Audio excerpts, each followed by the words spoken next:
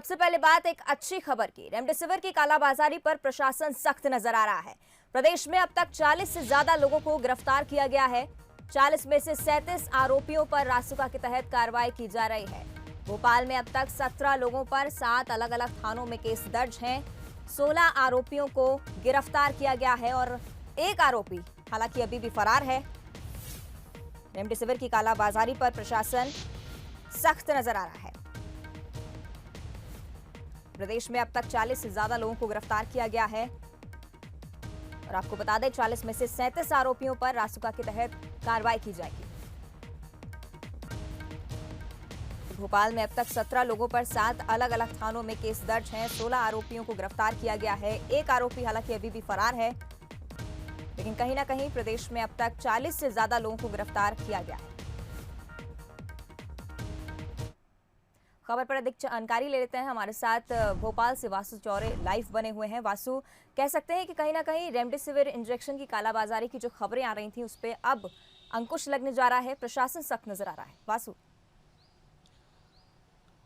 बिल्कुल अवंतिका, देखिए पिछला 1 साल अगर हम देखें तो पूरे मध्य प्रदेश में ही नहीं बल्कि पूरे देश में एक पैंडमिक का पीरियड रहा। लोग बेहद परेशान रहे। लाइफ सेविंग ड्रग्स की शॉर्टेज हो गई क्योंकि जो कोविड-19 के केसेस थे वो एकदम से बहुत ज़्यादा संख्या में उनमें बढ़ोतरी हुई। ऐसे में जो रेमडेसिविर इंजेक्शन था जो बेहद ज़रूरी था फेफड़ों के संक्रमण को रोकने के लिए, और जो सेकेंड म्यूटेंट था उसने सीधे हमारी लंग्स होते हैं उन पर अफेक्ट किया था। ऐसे में जब इस इंजेक्शन की मार्केट में शॉर्टेज हो गई तो कुछ जो घिनौनी मानसिकता के जो लोग होते हैं उन्होंने इसे आपदा में अवसर बनाया, और जिस इंजेक्शन की कीमत 5 से 6 हज़ार या 7 हज़ार तक होती है, यही इंजेक्शन बाजारों में 15 हज़ार 20 हज़ार, कई केसेस तो ऐसे सामने आए कि लाखों रुपए में तक बिके।